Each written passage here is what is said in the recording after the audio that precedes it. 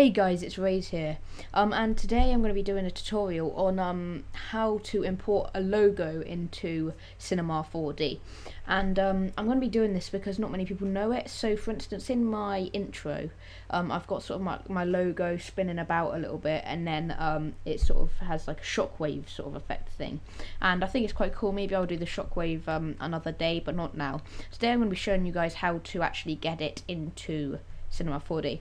Right, so the first thing you want to do is you want to find where you saved your logo, and just open it up.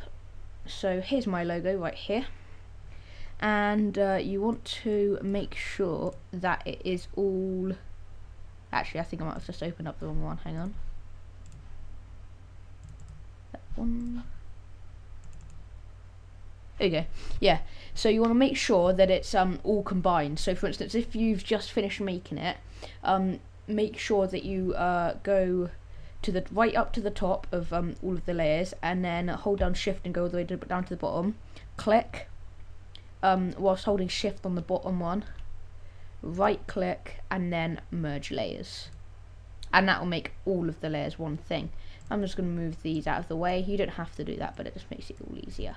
Okay, so here's my logo right here, and to import it, the first thing you want to do is hold Control, and over here where the layers are, wherever your logo is, it should only be one layer, like I just told you to merge them all up. Click. Now you'll notice that once you've held down Control and you're hovering over the thumbnail right here, it comes up with like a clicker thingy and a little square box.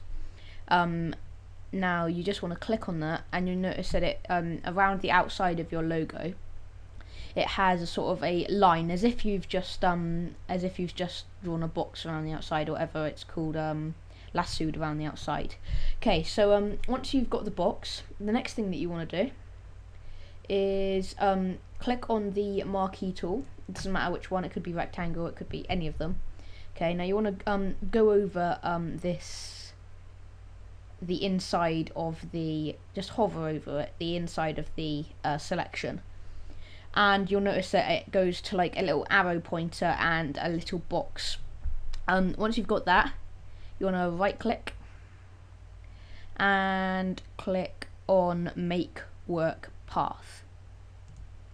Then this box should pop up, and when it says tolerance, you want it to be on exactly 2.0. 2.0 is perfect. It doesn't make it too like strong and like you know, really edgy. It makes it just about right, and it doesn't also make it too soft that it sort of like goes all over the place. So you want it on 2. 2's perfect, and once you've got it on 2, then just click on OK, and you'll notice that you might not be able to see it on this, but you'll notice that around the outside of the text you get the sort of pen tool finished effect.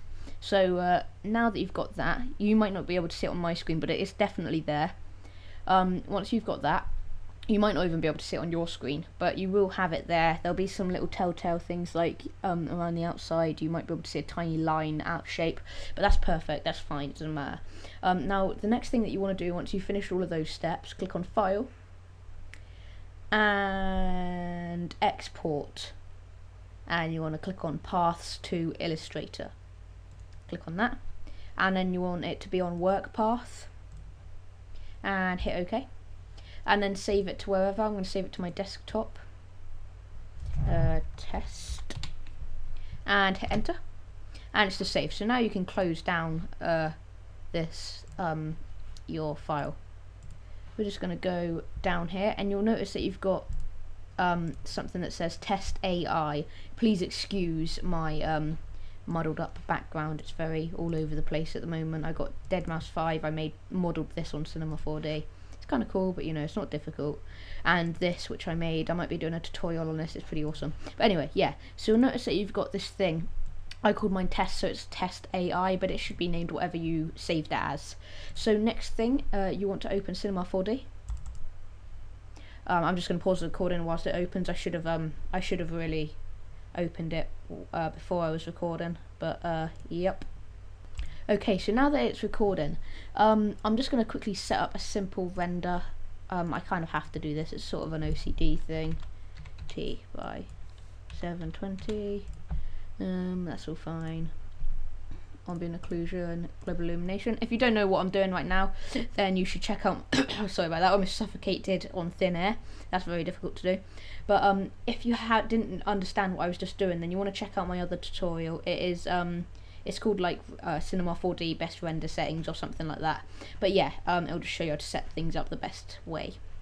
So now that we've got this average set up, you want to click on File, Open, and then find wherever it is. So just type it in test, and then it'll come up with test.ai, or just find it in here somewhere. But mine's so cluttered, I'm not even gonna bother. Where is it gonna be? Is this it? Test AI. So just click on that and then click on open. Keep all of this the same. You want the scale to be on 1 and centimeters. Connect spleens you want to be on tick, and you can't really change the other one unless you've unticked that one. So that should all be fine. Click on OK, and you'll notice you'll get like an outline. Okay. Now if your whole logo is like in parts, then you'll have this little plus sign in the objects box over here, and it'll have different paths. Now to get rid of this, because you don't really want this unless you're planning on having them all move out differently, but that's kind of confusing and I'm not even sure on how to do that. But all you want to do is select all 3 of them like that. So make sure that it's like that. You want to select all 3, right click on any of them, and then click on connect and delete, and then it'll all come into one big thing. Right, so now you've got this, but right now it's not 3D, and if I just hit render, you can't even see it. So at the moment it's nothing. Now to make it to make it 3D, you want to click on test or whatever yours is called. So up here, you want to click, hold down, left click on the 3rd one in on this panel here, and click on extrude NURBS. Okay, now you notice it won't go 3D straight away, but all you've got to do is drag the test one, or whatever yours is called, into extrude NURBS, and it goes 3D like that. I'm just gonna make the object, no, oh hang on, yeah, you want to click on, now to change, it will be like this normally, but to change like the thickness and all that other kind of stuff, you want to click on extrude NURBS, and it will come up and it will have object. For instance, this one will be 20 centimeters. I might want it 100. I'll just make it thicker, more 3D, whatever you want to call it. Let's just have it on 50 for now. And then that will just be like longer, shorter, all that kind of stuff. Subdivision, that's obvious. That just like makes them more around the outside. But I'm just gonna have it on, I don't know, 5 for now. Coordinates, that's just coordinates, obviously, you guys know that. Caps, this will just this gives you the same sort of thingy as text. I've actually made a YouTube background for myself, and it's just, I'm not sure if I'm going to use it yet though, and it's just like I've gone absolutely crazy on this one. It's like 100, and that makes it look all weird. I think it's quite cool, but you know, it's like on the background that I made, it's like black around the outside, and on this bit it's like all blue and highlighted and stuff. But you don't have to worry about any of this stuff yet. I'm not going to use that. Actually, you do want. Okay, but yeah, so all you guys really need is the first few steps. You don't have to change all of these settings really yet, and then you can just do a simple sort of animation where it just, you know, keyframe there, and then just slides into the middle. Oh, hang on. Oh, damn it. I want to keyframe it there, and then keyframe it there or something. You might just want to do a really simple glidey thing. So it's just really simple, and then if I render it now, you'll notice it is actually there. And yeah, so hopefully you guys have enjoyed this tutorial, and I'm sure that some of you guys will be able to use it well.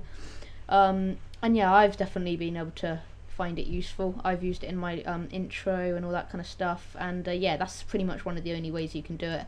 The only other way is if you have Adobe Illustrator, but it's not worth, you know, going through the hassle of getting it just so that you can get logos in when you can do it this way instead. So yeah, thanks for watching this tutorial. Yeah, thanks for watching, and bye for now.